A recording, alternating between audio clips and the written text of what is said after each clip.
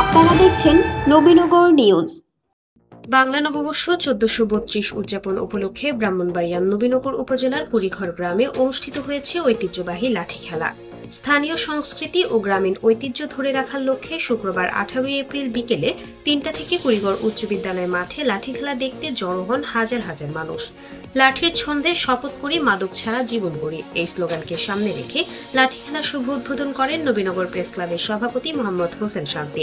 আমাদের এই ঐতিহ্যকে ধারণ করে এবং বাঁচাইয়া রাখতে আমরা নবীনগর প্রেস ক্লাব এই আয়োজক বৃন্দ এবং সংগঠনের পাশে আমরা সবসময় থাকবো। এবং খেলায় প্রধান অতিথি ছিলেন বিশিষ্ট ব্যবসায়ী ও সমাজসেবক নজরুল ইসলাম। খেলায় প্রধান আকর্ষণ ছিলেন নাটঘর ইউনিয়ন পরিষদের চেয়ারম্যান আক্তারুজ্জামান।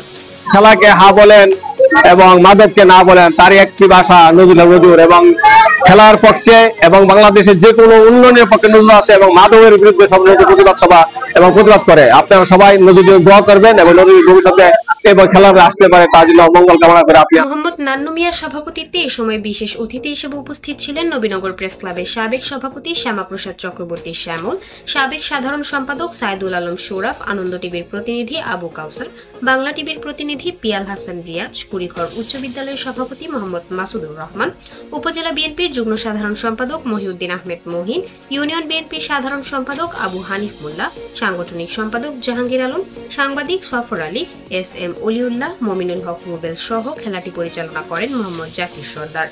ঐতিহ্যবাহী লাঠি খেলাটি বাংলাদেশের টোটাল সুনাম বয়ে নিচ্ছে। শুধু একমাত্র আমাদের পূর্বাঞ্চলে এই নাটগড় ইউনিয়নের কুড়িঘর গ্রামের এক গুচ্ছ এক জাক খেলোয়াড় যে ঐতিহ্যবাহী খেলাটি এখান থেকে আস্তে আস্তে পুরো উপজেলায় এবং বিভিন্ন জেলায় এখান থেকে ছড়িয়েছে। এই সময় লাঠি খেলা দেখতে আসা দর্শকরাও ছিল বেশ উচ্ছ্বাসিত। আজকে কুড়িঘরে ঐতিহ্যবাহী গ্রাম বাংলার যে লাঠি খেলা, এই লাঠির খেলা কথা শুনে আমরা এসেছি এখানে খেলা দেখার জন্য। এই নতুন করে আবার কুড়িঘর গ্রামে চালু হচ্ছে, এজন্য আমি ইব্রাহিমপুর গ্রাম থেকে এখানে ছুটে আসছি এই লাঠি খেলা উপভোগ করার জন্য। ঐতিহ্যবাহী লাঠি খেলার প্রধান অতিথি আমাদের প্রিয় নজরুল ইসলাম নজরুল ভাই। আমাদের নজরুল ভাই সবসময় যুব সমাজের পাশে মাদক থেকে দূরে রাখতে সবসময় গুরুত্বপূর্ণ ভূমিকা পালন করে, পাশাপাশি যুব সমাজকে খেলাধুলার পাশে সবসময় উৎসাহ দিয়ে থাকে। খেলা শেষে অতিথিদেরকে সম্মাননা ক্রেস্ট ও বিজয়ীদের মাঝে পুরস্কার বিতরণ করা হয়। আয়োজকরা জানান, এই ঐতিহ্যবাহী খেলাকে টিকিয়ে রাখতে এবং নতুন প্রজন্মের কাছে এর পরিচিতি বাড়াতে তারা নিয়মিতভাবে এই ধরনের অনুষ্ঠানের আয়োজন করে থাকেন।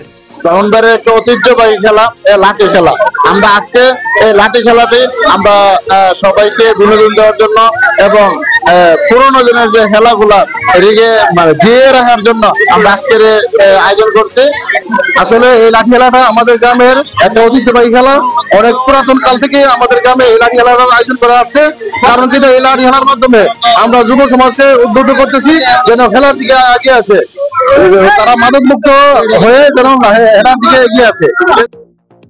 নবীনগরের কুড়িঘর থেকে কয়েস আহমেদ ব্যাপারীকে সাথে নিয়ে ঘুরে এসে নিজস্ব প্রতিনিধি কাউসার আলমের পাঠানো তথ্যচিত্রে নবীনগর নিউজ।